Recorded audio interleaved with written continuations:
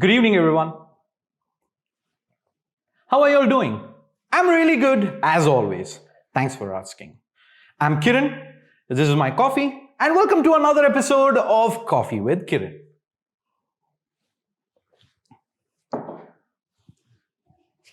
So, any guesses on who our guest today is? We did drop quite a rather elaborate hint on a previous episode. If you got it, awesome. If you didn't, don't fret. You'll get to know soon enough. Let me take a deep breath first. Before I start, you'll get to know soon why. Okay, I would like to introduce you to our guest today. One of India's most noted, or rather the most noted gaming journalist who hates being called a journalist in gaming. He was the features editor for T3 magazine, the video games editor for Gadgets 360, and editor for IGN India. He has also written for publications like the Mumbai Mirror, Games in Asia, Times of India, and Square Go. He has also worked with companies like Milestone Interactive Group as product manager, the Walt Disney Company as a product manager, Square Enix as a producer. He is the co-founder of the Mako Reactor and communications manager at SuperGaming, and also runs 0451 Games. Ladies and gentlemen, Rishi Alwani is in the house. Hey Rishi, how are you? Well, thanks for making me feel really old about life. But yeah, I've been around the block. And no, I don't think I'm a journalist, because if it's a pool of what, 1 or 2, 3, doesn't count. So thanks all the same though. And thanks for the intro. It makes me think, yeah, I've been around way too long. But yeah, how are you doing today, Kiran?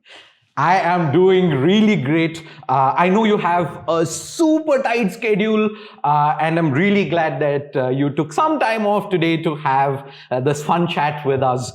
So without further ado, let's just jump straight into it. So we'll get to our first segment. It's called What's Your IGN? All right, you can start by telling us your in-game name and how you came up with it. Oh, that's interesting. I have different in-game names for different platforms and different games. So on Steam, it was, and here's the thing, you have to understand, this is a Steam account created a year before or around the time Half-Life was out. And I'm a big Star Wars fan. And at that time, Lead Speak was new to me. So the handle was dark_J3D1. I could have just gone with Sith, but, Right. Stupid kid. So that's on Steam. On PlayStation Network, it used to be the_sleep, because I was a big MGS3 fan, and MGS3, all the enemy bosses, all the bosses you fought had the and then their name. So I was like, the sleep, just for the lulls. But I ended up changing that to 0451 Ninja. On Xbox Live, it's Slacker Ninja with a 1 instead of an I. And on the Switch, it's on my Nintendo ID. I have several, but the one I use the most is Helios, H3LIOS. So it keeps changing depending on platform. I usually don't stick to a single IGN. Okay. There's one that caught my attention in particular, Slacker Ninja. You're always someone who's like the first everywhere, right in the action. Yeah, that's the joke exactly. Yeah, that is the reason.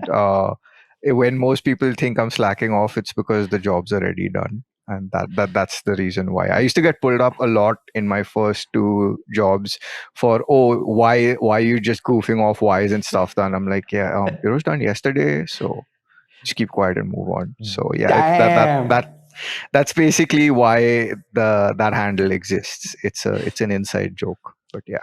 Wow, sarcasm at its best. Suffering from success, Rishi Alwani, for you people. Many of you might know Rishi from IGN. Well, I mean the publication, not his in-game name, many of which he has across platforms. But do you guys know that Rishi was also the co-producer and host of Transition, India's longest-running games podcast? Tell us a bit about that, Rishi. Oh, that's a fun one. So Transition started somewhere around October, November of 2016. And it was really hilarious because at that time, IGN was moving from Times Network to Fork Media, and they were looking to get me on board. and they're like, yeah, we need you to do XYZ things. And when they finally made the offer was, I mean, let's just put it this way: if that offer was just put in a room for people who showed up for stand-up comedy, they'd laugh. It was that bad an offer. I was just laughing. I couldn't stop laughing, and I laughed to the point where Pranay, who actually should be is the guy. Pranay Parab is the guy who actually pushed me in that direction. He's like, what do you find so funny? I'm like, this offer is goddamn laughable. What do you want me to do? He's like, hey, you know what? Screw that. Let's start our own games podcast. So it is quite hilarious. Usually things like this need to go through management. We were like, no, we just do it anyway. And we were relentless. We didn't miss a single week in the 3 years we ran the podcast. We would record extra episodes if anyone else were on holiday, and it was really great. What was fascinating was 20 episodes in, management wanted to cut us because they're like, oh, you guys are rambling, it's too long, the numbers are crap. And we almost got cancelled 20 episodes in. But what we ended up doing was we reshuffled the entire show. So we cut it down to a 20-minute episode. We ended up fixing distribution in a huge way by making sure we were embedded on every story possible on the site. We'd cut side deals with every writer on gadgets, and you were like, hey man, can you just embed the podcast here, embed the podcast there, because we were getting that much traffic, right? So and that helped the podcast sustain, because it's one thing to go and create stuff and say, hey, I'm running a podcast. Cool story, bro. Guess what? Your bosses don't care. Your bosses don't care if you don't have the views. Your bosses are gonna cut you down before you know it. It's all about the numbers.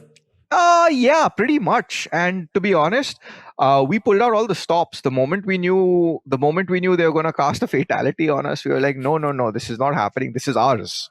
We've created this. We want this to continue. So, and if it has to end, it ends on our terms. So we were pretty possessive about the entire thing because Pranay and I put in a lot of work into it. In fact, Pranay would edit episodes overnight just to ensure things would happen on time. We'd be recording all odd hours of the day to ensure we just had a bank of episodes. It was fun, but at the same time, we know there's always mortal fear that someone wanted to cut us out. All right, we have a lot to talk about, but before we jump into any of that, why don't you go ahead and tell everyone a bit about yourself? Also, everyone here knows who you are, so you can keep the work part a bit short. Also, I'll keep a buzzer with me, or rather, I'll be the buzzer myself, and I'm going to go anytime you drift into work topics. Well, I'll buzz and you'll know when to stop, okay? Tell us something about you that no one in the gaming community knows. That no one in the gaming community knows. That's a good one. Let's see. Big fan of David Mitchell. He's the guy who wrote Number 9 Dream, Ghost Written, and Cloud Atlas. One of the greatest writers of our times. Also a big fan of Shakespeare's Merchant of Venice for one simple reason. That entire thing is the most racist thing I've ever read in my entire life. And sad to say, it's still damn relevant now. And let's see, I hate Ernest Hemingway. He is the worst because of Old Man in the Sea. Stream of consciousness writing is the worst thing to ever happen to mankind. What else do people not know? Not a fan of pav bhaji, not a fan of mangoes, not a fan of watermelon. Not a fan of chaat. Chaat is the worst thing also. Cannot deal with that. Vada pavs are awesome though. So, yeah. Fair enough. All right, moving on. Did you guys know that Rishi loves coffee? Yup. Really, really, really loves it. Cold brew coffee is your favorite, right? Right now, yeah, it's cold brew. I have had some adventures with the milk-based macchiatos and the nitro cold brew. Nitro cold brew is a little too much of a gut punch for my taste, but yeah, cold brew mainly. Yeah, well, you picked the perfect show to be a part of being a coffee lover. So, I mean, it's called Coffee with Kiran, right? So, precisely. All right. I've heard that Halo is your all-time favorite game, and you're a very big fan of Final Fantasy VII as well. Tell us more about it. So, yeah, Halo, I'm a really big fan. Actually, there were 3 games around that time which kind of like made me want to get into the games business.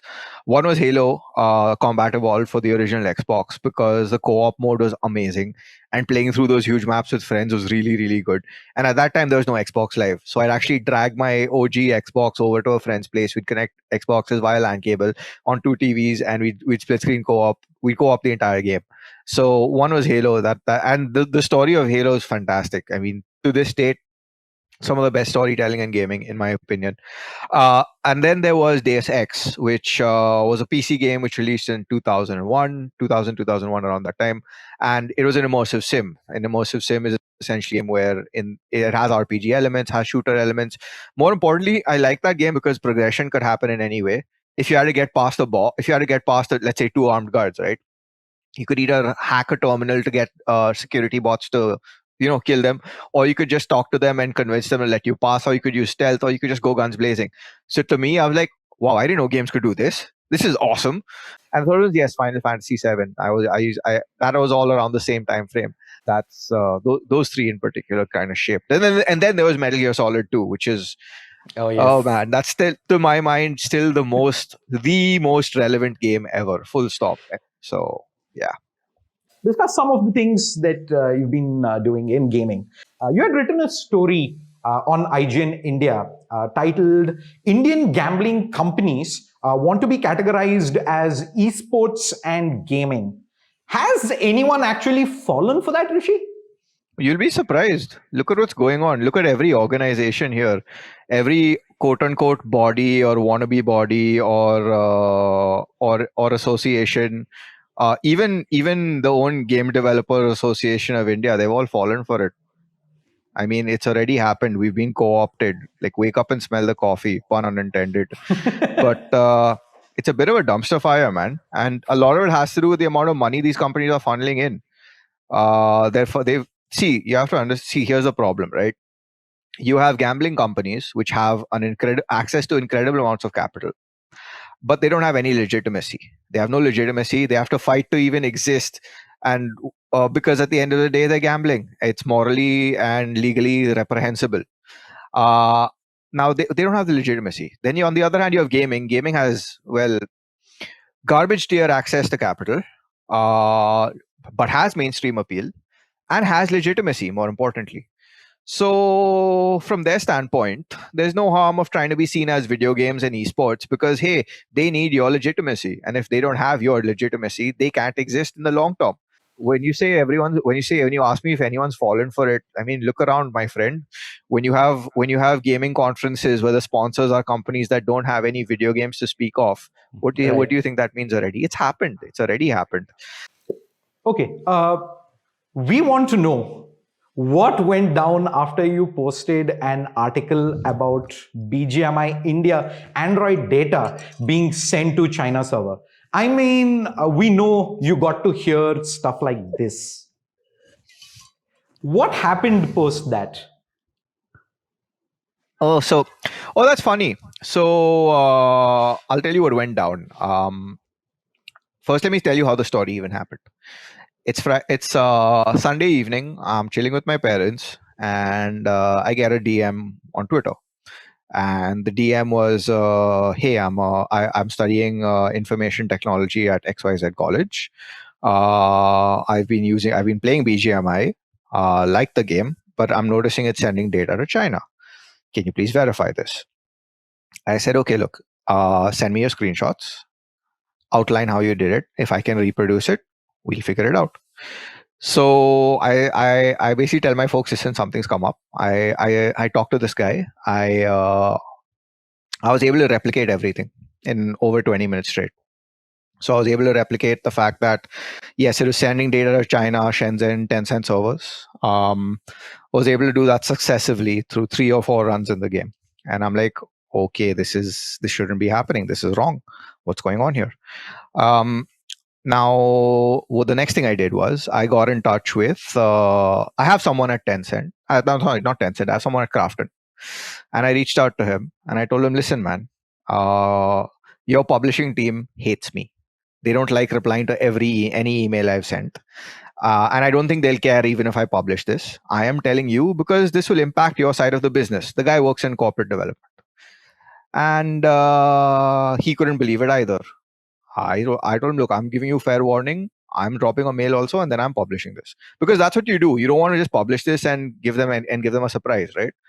So I went ahead and published. The next day and a half was glorious, where it got picked up everywhere. Numbers on IGN were through the roof. That was the best month IGN ever had on the basis of one story. It reached a point where, at that time, the people looking at the data protection bill, Meenakshi Lekhi and a bunch of others, reached out via their people trying to find out how all this went down. I had to explain myself to them also. Within an hour of me posting the story, my guy at Crafton reaches out saying, "Oh, it's a bug. It's a bug, and it's going to be fixed soon." I'm like, bro, you guys have come back after so much drama, and this is the kind of things you do. Like, come on, man. So anyway, and I got a lot of hate for it, but see, I was already used to it by now, because in the run up to this and then in the run up to BGMI coming back, we were pretty relentless in our coverage. We were covering everything from them using app store optimization keywords like PUBG when they don't have to, because you're craft and you're I think they are, I think, at 30-40 billion valuation, more money than God, and they still need to do ASO, which has PUBG for India. Really, now that seemed off. They were threatening influencers they're threatening influencers who would use the term PUBG, or because, oh, you shouldn't call it that. Dude, your own app store optimization has the word PUBG. What are you guys getting at? And then there were other streamers of theirs who were basically using this as an excuse to have racist streams and hate on hate on people from Arunachal Pradesh and other parts of India. And in all of this, Crafton stays silent. That really cheesed me off, because don't get me wrong, man. I get it, in the global pecking order, India is nothing to that company. But when you guys are so hell-bent, when Crafton as a company is so hell-bent in being a part of Black Lives Matter, where the hell are you guys on this? Why aren't you saying anything? Have some shame. And that's what really, really, really cheesed me off more than anything else. And obviously, by that time, while you're reporting on all these things, you get yourself in a lot of trouble. I've had, I think, 5 death threats sent to me. Ooh. because apparently I wanted to get the game banned. That was the logic, and I'm like, grow up, man. I've had people in the industry send all their cronies to give me grief for it, including one joker who's at Villager Esports.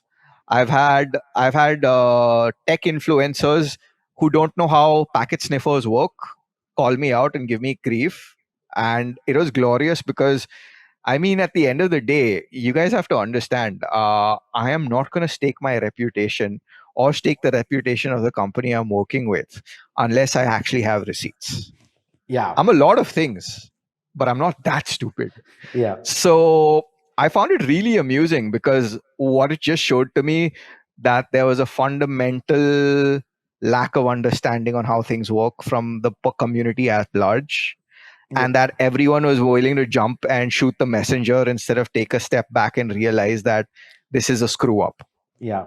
Which is why 36 hours later, when Crafton finally puts a statement on Discord, of all places, by the way, followed by an actual press release later, Right. I was vindicated. Screw you guys. At the end of the day, I'm not going to put something out there that's wrong. I have better things to do with my time. And talking about threats, you said you've got 5 death threats as well. And you're receiving these threats for merely doing your job. I think you've written some really detailed, scathing pieces which have, like we discussed, ruffled feathers in the industry. Can you share with us any more anecdotes regarding that? I remember there was one time a specific organizer was trying to pass off piracy as open source. And I couldn't stop laughing. I could not stop laughing. I almost laughed at his face. And that was DreamHack basically. And we got to them for comment, and we were told, but open source. I'm like, dude, come on, man, don't pull this stuff on me. I know how open source works. This is not open source. There is IP attached to it. Specifically, you're taking IP from a company like Nintendo. Good luck and more power to you. So there was one which happened there. Then there was this other time, which was actually, and this was a fun one. I was fortunate to travel to BlizzCon, 2017 BlizzCon, and and at that time I was big on Overwatch. It reached a point where I think I spent over 250, 300 hours in the game, all with friends, all on weekends, just like crushing it. So I was fortunate to interview the guy who worked on the netcode. And to me, he's a legend for one simple reason. Overwatch's netcode would work on Vodafone 3G connections. So all my friends could run on it fine. Everyone was having a good time. So I met him, interviewed him, got him to sign a copy of the game for a friend. And when I was talking to him, I asked him straight up, is the game coming to Mac? He's like, oh, we have no plans to bring it to Mac, and that's it. Like, no plans at all because Apple doesn't support and all that. And I'm like, oh shit, this is a scoop. It's not coming to Mac at all. This is glorious. So I let my bosses know. They're like, hey, listen, it's not coming at all. Let me publish this as a second piece. They're like, listen, get us more details now. Why do you just want to publish? Just speak to him, get more details. I'm like, okay, now what do I do? So the next day, when I had to go to now BlizzCon takes place at this huge convention center called Anaheim Convention Center. It's pretty huge. So the next day, I'm basically at the convention center before it opens at 7 a.m. stalking the halls like some forsaken groupie, and until I find this guy, I literally find him, and I'm like, hey man, I know I spoke to you yesterday. Can you just give me more information off record, please? Because I can't publish a story otherwise. And he was pretty cool about it. He confirmed a few things I needed to know, and we got to publish 20 minutes later. But yeah, that surprised me. That, oh shit, I had to do that. Awesome. And like you said, now we know, and we always knew that you like to play Overwatch almost daily. And like you said, you've been to BlizzCon. Was it in 2017? 2017 and 2018, 2 years in a row. Oh, you've been there twice. And that is like gamers' paradise, right? For fans. So tell us more about the experience there. So it's interesting because when you go in as press, you're not thinking about the experience. You just have notes and notes and notes for questions, and there are always a lot of questions and not enough time. Sometimes your interviews aren't even one-on-ones. They're in a room of other people, and then there's always the fear at the back of your head of, oh, what if XYZ starts cribbing your answers, or starts copying answers and stuff. So, but it ended up being fine. It ended up being really cool. I ended up learning quite a bit. But on the fan side of things, aside from all that, what's really cool is the scale. It showed me, like, when you enter I was fortunate to watch the Overwatch World Cup twice in a row there, and dude, going into that stadium, it's like goosebumps. My goosebumps had goosebumps. I'm like, this is the coolest, purest, most awesome manifestation of what games can be. It just felt right, and it was so cool. And just being in that environment, seeing some of the best guys play, it opened my eyes. They're like, wow, people. I mean, I'm playing for fun. I'm just like sitting with my drink and setting up turrets as Torbjorn and trolling the crap out of another team, and then you have these guys who are playing with some intricate, very intricate, almost pixel perfect strategies. Yep. And it just opened my eyes to the fact that, yes, this could be so much more. And it was a big eye opener from that perspective. You're arguably the top gaming journalist in the country. Why move on from that space? Oh, that's a good one. For one, it doesn't pay enough. It doesn't. And I say this because at the end of the day, that was the concern at IGN.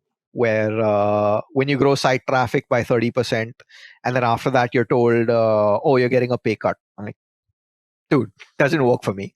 First problem was that. Second thing is, the space as a whole is also being co-opted in the worst way possible. We're seeing the business guys take decisions like covering gambling as video games, covering poker as esports. Why? Because, we're seeing other people do it and they're getting traffic. We should do the same. But that's not how it works. That's not. What are you building here? You're not building something that's worthwhile. You get told stuff like, Katrina, MPL and Dream 11 get more traffic than Katrina Kaif and Alia Bhatt. Please cover that. I'm like, that's not video games. No, it's game of skill, dude. So I'm still pretty cheesed off with that. And I can't. But see, the difference is these businesses are not run by competent people. These businesses are not run by people who understand the space.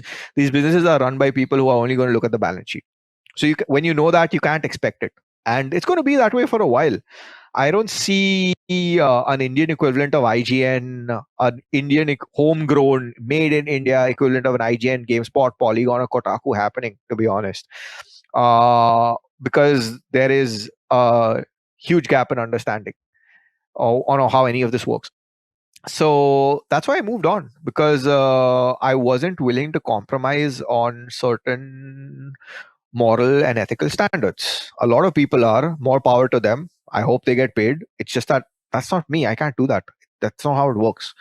That's where the problem lies. You can't expect me to take that, right? I mean, see, it's one thing to get into crap for reporting stuff that matters. That comes with the territory. But then when you're asking me to redevelop the territory into something that's not gaming at all, what do you want me to do to that? I'm not going to stick around. That's just wrong. And I won't let my team stick around either. So it's not just me who left. Everyone else on IGN at the time left too. So that's the thing. And that's the problem with the media space here in general. They're not wrong to focus on the numbers, but it's not being done in a way that's sustainable. And that's why you have desperate, stupid moves like this, which don't help. They don't help the business. They don't help anyone. You can't mislead people in such a way. It's basically misleading people, right? At its most basic thing, it's misleading people. Just because you're IGN doesn't mean you should be covering poker as video games or any of these gambling sites as video games. Well, that's sad, man. But somebody's loss is somebody else's gain, as they say. You're now at SuperGaming. What are you handling there? Also, tell us a bit about Indus. Okay, so at SuperGaming, I am looking at a bunch of things. I am managing the comms for the entire company. So any quote that goes out, any content that goes out, or any interviews that happen, I'm usually a part of all of that. And it's a two-man team working on comms. We call ourselves internally Army of Two LLC. Because we're big jokers that way. But so I look at all of the comms that goes out. Any external facing communication, I usually have a role of it in one way or another. Either it's me editing it or me making sure that it's done in a fashion that matters. So that's one part of it. The other part of it is I am on the lore team for Indus, which means I write the story, I help clear up the text, make sure that stuff is done in a way that people understand. I come in on that also. I've even helped design a couple of things in the game, which I can't talk about. But so I'm basically anything to do with words is where I slot myself into at Super, predominantly with either the company or any of the games, be it Silly, be it Super, be it Silly, be it Indus, or be it Maskan. Or I'm there wherever necessary to sort out words. So that's what I do in a nutshell. And as for Indus, well, be a little specific, man. What do you want to know? Okay. You did mention this earlier. You said it was going to be available on multiple platforms, PC, mobile, and consoles, if I'm not mistaken. Yes. So the important question, will it have crossplay? So that's something we're considering, to be honest with you. And internally, we're all huge fans of crossplay. And I'll tell you why. Crossplay is one of these things that makes it easier for everyone to get it, right? Yeah. I mean, think about it. Today, if I'm playing on my PS5 and if you're on your mobile, and we can still play together. To me, that's the greatest thing.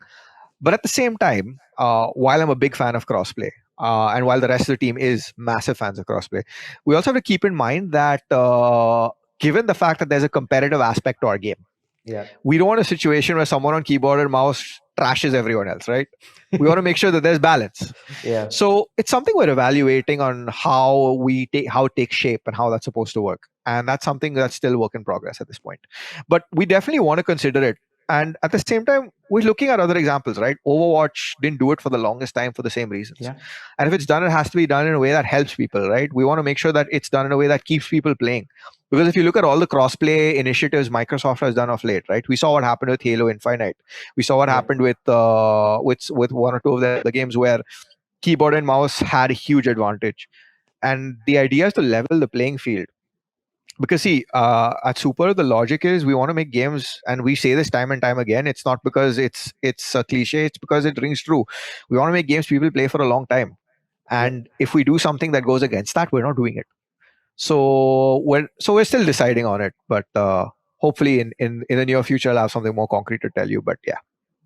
Awesome. And also, I guess it goes without saying we are going to get early access for this as well, right? I mean, when it's time for early access, rest assured you'll get a call, Kiran. Don't worry about it. Awesome. Sounds good. Sounds good. All right. It's time to talk a bit more not work. Tell us about your family. Who are all there, Rishi? So there's my mom, there's my dad, there's my sister, there's my aunt, and mostly everyone is. So my sister is a fashion designer and a stylist. My mom is a fashion designer as well. My dad is into garments, and my aunt is into handicrafts. So yeah, it's pretty much a business-oriented family. And I'm the black sheep because I'm working in a field most of them don't even want to know about. So yeah, that's everyone in a nutshell. Awesome. And does your obsession with pizza get you in trouble at home? Yes, and it's really funny because my sister likes Chinese food a lot, so there is usually a war. I'd be like, yeah, I'd be like, yeah, you only like it because it has MSG, and she'd like, you only like pizza because you like being fat, and I'm like, yeah, you're not wrong. So yeah, it gets me into a lot of trouble, more than you can imagine. So yeah. Shots fired back and forth. What's your favorite pizza? Oh, I don't know how to even what. Honestly, I'd prefer something with pesto over the normal tomato base any time of the day, and that's mainly the thing. I like making my own pizzas, so I'm like one of those jokers who'll spend maybe like 2 minutes customizing my character in a game, but I'd spend probably an hour customizing the pizza I want to have. So I treat pizza customization like you have those people who customize cars in Forza, right? Like I'm one of those. So yeah, it's a thing. You've got priorities, right? Yeah. So that. We heard you don't have a formal training in journalism, and yet you are India's most noted gaming journo. So you're a smart guy for sure. So here's my 200 IQ question. What would you do if you saw a Raspberry Pi at another event? Oh, getting into the weeds, aren't we, Kiran? So the gloves are firstly, off. I'd make sure it's so if the event was called DreamHack, the first order of business is see that this Raspberry Pi was not connected to an arcade machine. So that's one thing first. And secondly, check if they had the right permissions. That being said, if it was there and had to be there, then I'd hope it was being used for cool stuff like making sure that the network management was better in whatever way possible. But yeah, that.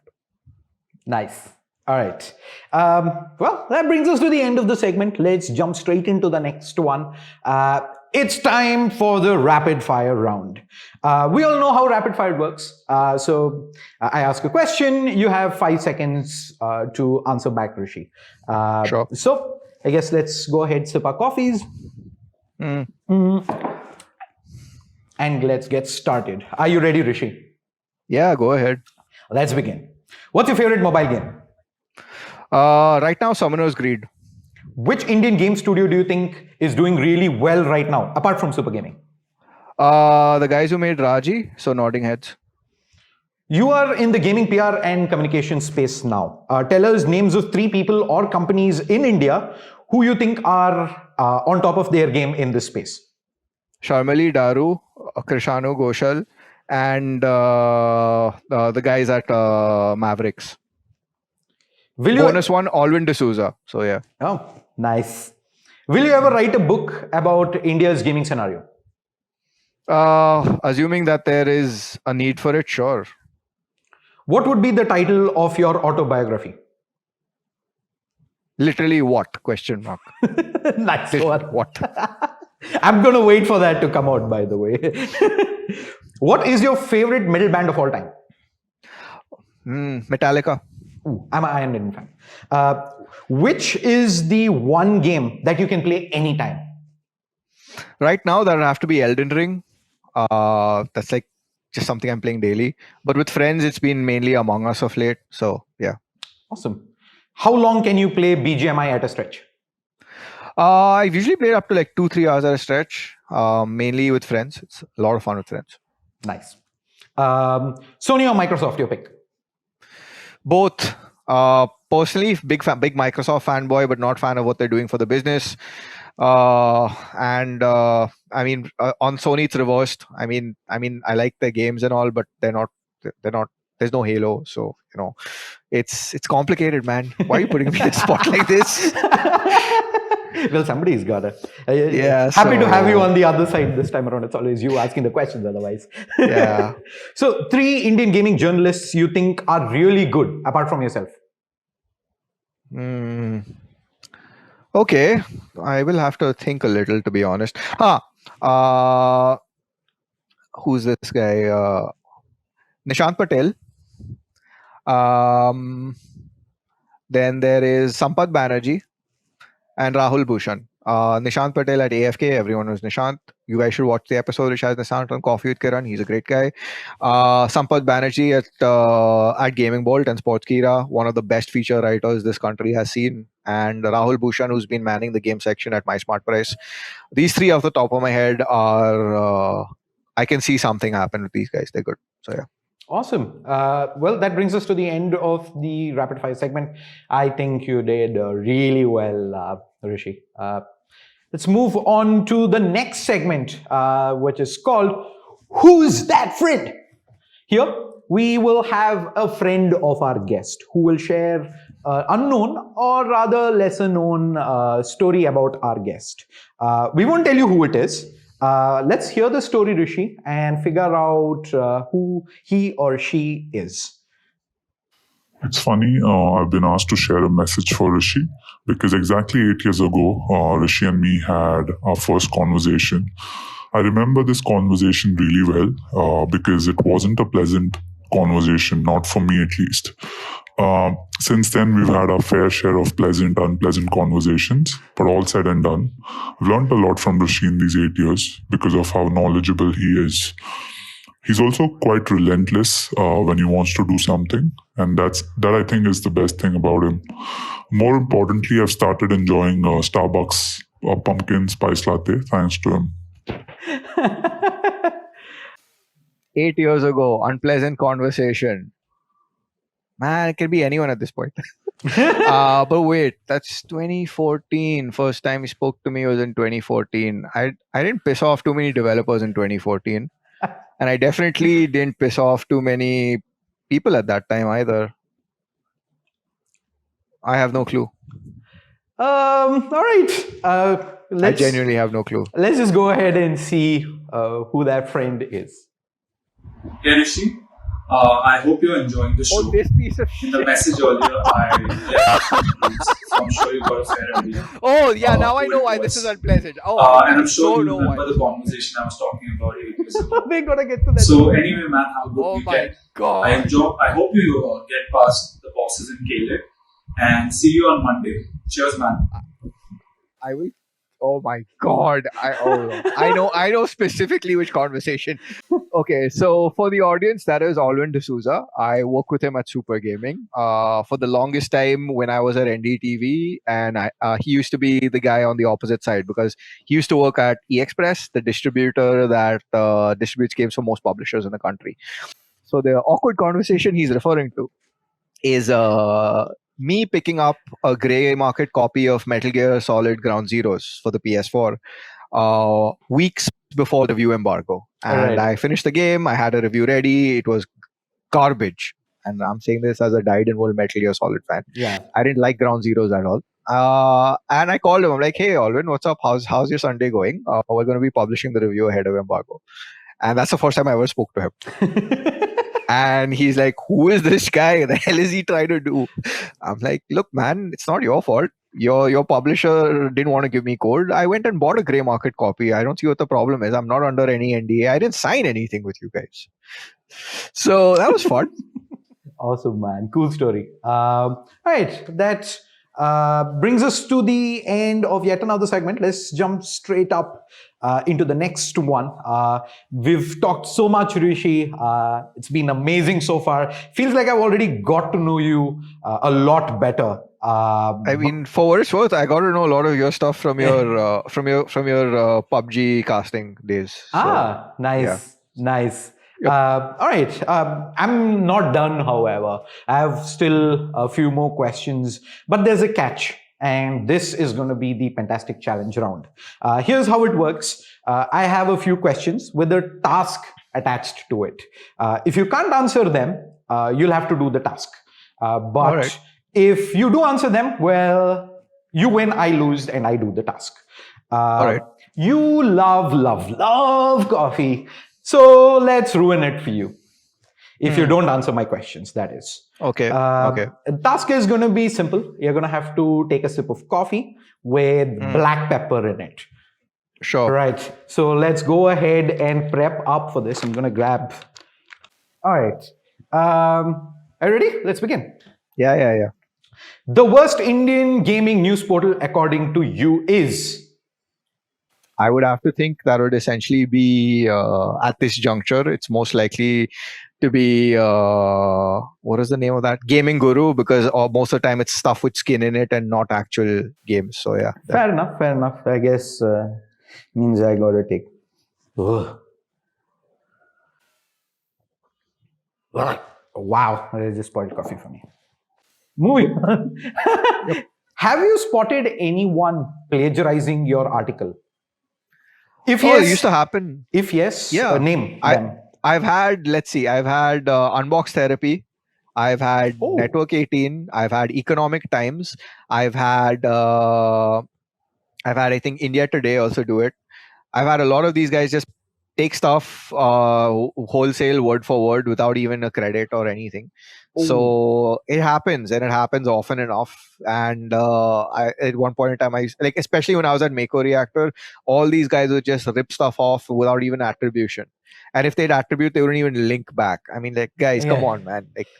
So yeah, regularly. But the one that really cheesed me off was Unbox Therapy, because I used to be a big fan of Lou's show, and he's just a poser. So screw that guy.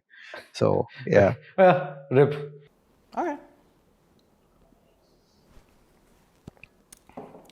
We know Indus is releasing in 2022, and you've been an awesome person to chat with so far. So I'm going to take it a little easy on you and not ask the exact date, but at least give us the month. It takes time. It's coming together. I can't give you a date, and I will be in a lot of trouble if I even hint at one. So sorry. Completely understandable. Also, Rishi, drink up. Yeah, sure. I think it's yeah. Okay, that hit me. Nice. Worth it. All right. Final question. We know you love metal, rock, and death metal. In fact, you went to Singapore to catch concerts of Metallica and Foo Fighters as well. So you surely like them. Sing 2 lines of any song from these bands. From Metallica or Foo Fighters, right? 2 lines. Okay. Foo Fighters, right? So there's this song of theirs called Monkey Wrench, which is one last thing before I quit. I will remember every single thing and all the words you said to me and every single piece of shit. And now I'm chained, but now first I was chained and now I'm free. And then there's Learn to Fly from Foo Fighters, which is looking for a complication, looking for a ray of light. Now I'm on my way to fly. I think that's how the lyric goes. Then there's the usual stuff like Pretenders, which is Never Pretend, blah blah blah. Like the popular songs really cheese me off, so I don't. On Metallica, it's which is the one which I was listening to recently. I mean, Memory Remains, man. La di da, la di da. There you go. So, yeah. My favorite for Metallica is I think Enter Sandman. It's been for a long time. Yes. Yeah. So as good as it was, Rishi, you're gonna still have to drink up because I wasn't gonna sing anyway. Yeah, I don't want to sing. I was expecting. I've done a lot of cringe in my life, but I'm not going to give more cringe. So worth it. Amazing. It was lovely having you, Rishi, on the show. And thank you so much for joining us for the coffee and chat. Any parting thoughts? I hope that they don't make you have more pepper with coffee because you are nice people and we don't want nice people to have stomach ulcers. That is all. So yeah. Awesome, awesome. Thank you so much, Rishi, again. Wish you all the very best going ahead, and we'll surely stay in touch. Thanks. So, you guys, hope you had fun and got to know Rishi a little better. But there's more to come. We have some other amazing guests from the gaming and esports industry who'll join us and share their stories. That's enough coffee for me today. I'll be on with a new guest twice a month, so stay tuned. But wait, almost forgot to mention who our next guest is. The company is not only helping you make payments, but is also helping you play. Let's leave it at that. Stay tuned. How does your typical weekend look like, Rishi? Sleep, hopefully. That's one thing I don't get on weekends. Yeah, I can imagine. Considering you're working with Krishanu, no one gets to sleep, it seems. A lot of black pepper. Our producers of the show do like black pepper. They're almost there on like half the episodes with me doing different things with it. But here you go. It's probably superstition. Wait, I don't think you're dunking enough pepper in it. That's not how it's supposed already to in the taste. can, and the beauty of it is when there's already enough sugar and tonic in the coffee, it's not going to be a problem. It's a cheat code. I see. Your producer said if I don't show up, he's going to like make my life hell and stuff. So it's actually, you have your producer to thank. He's very persuasive. Yeah, Krishanu, not the whip. Krishan is just whipping people into episodes like, hey, you better turn up. 5, 4, 3, 2, 1. Boom.